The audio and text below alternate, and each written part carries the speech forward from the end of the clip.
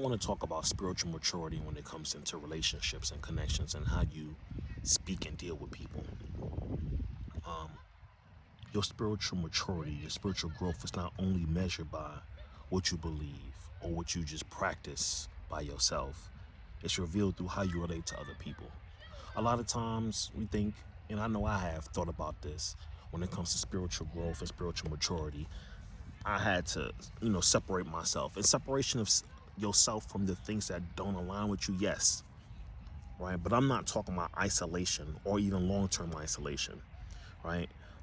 Sometimes people go to, excuse me, the depths of isolating themselves to where there's no contact with anybody or limited contact with everyone. You're just in constant prayer, constantly seeking and reading knowledge. But once you've done all the prayer, once you've done all the reading and the researching, right, and gathering the knowledge, and once you've separate those things that are not in alignment with you, how do you apply those things that you've learned? How do you apply that knowledge? How do you use the tools that you have sharpened, gained, built in your day-to-day experiences, right? Because the real test when it comes to your spiritual maturity is not when you're alone. It's when you are with other people, right? It's when you at work. It's when you at school.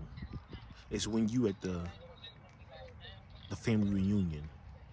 It's when you are talking to those that's close to you who may seem like they're misunderstanding you, right? It's the real test is when you feel like, or maybe you are misunderstood. How do you act? How do you respond? How do you behave when you're misunderstood, right?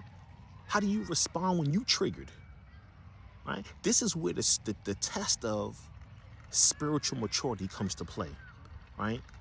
When you get corrected, how do you respond when you get corrected, right? This is all about your growth, your maturity, right? When you're disappointed, when things don't go your way or people don't meet the expectations that you have upon them, even if it's agreed or not agreed, right? How do you respond to that, right? When conflict arises, how do you respond to conflict when conflict arises? How do you respond when you need to set boundaries and perimeters? And it's clear as day. Do you hold yourself accountable to holding others accountable to your boundaries? When someone else is emotional or even overly emotional, how do you respond to that right there, right? When your love requires integrity, right?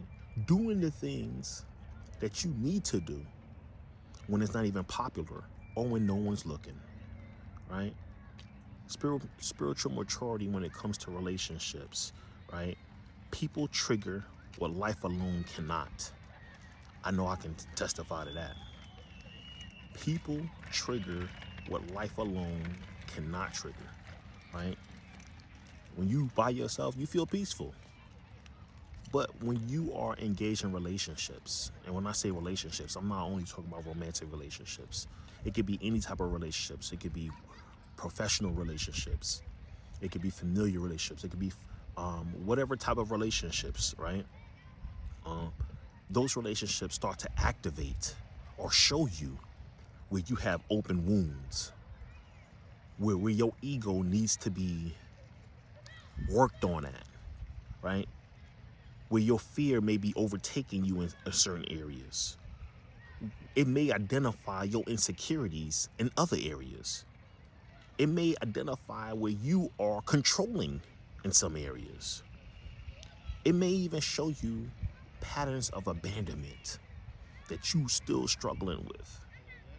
So spiritual maturity is who you are when something in you is activated, right?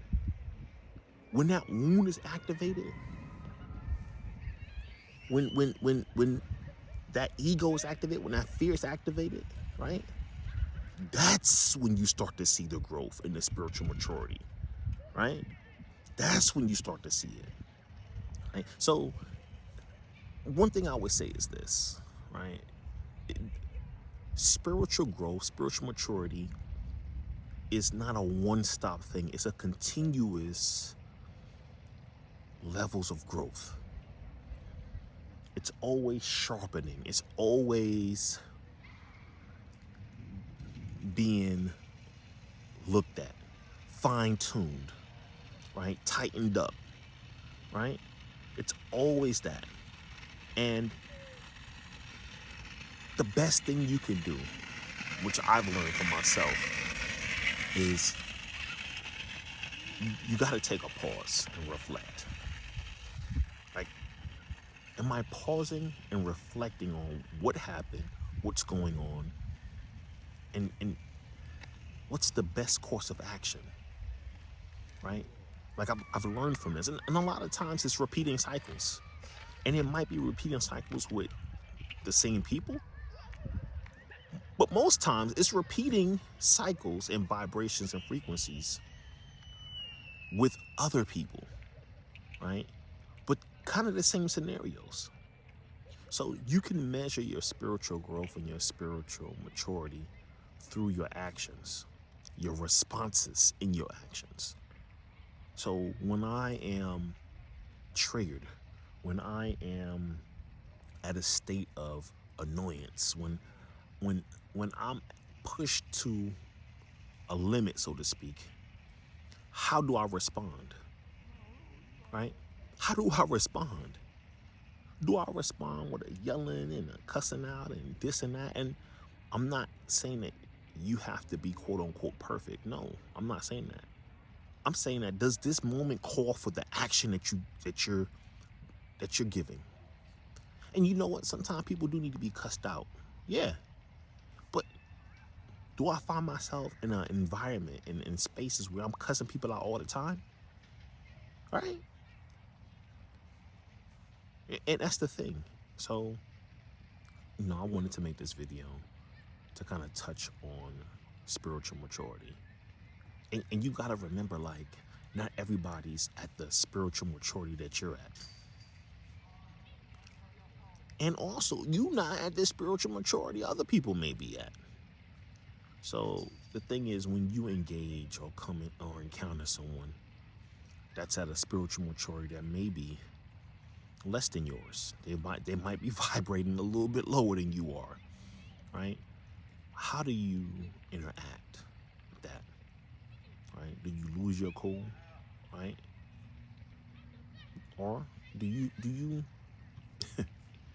exercise the things that you've learned, right? And be that light, that example in the physical.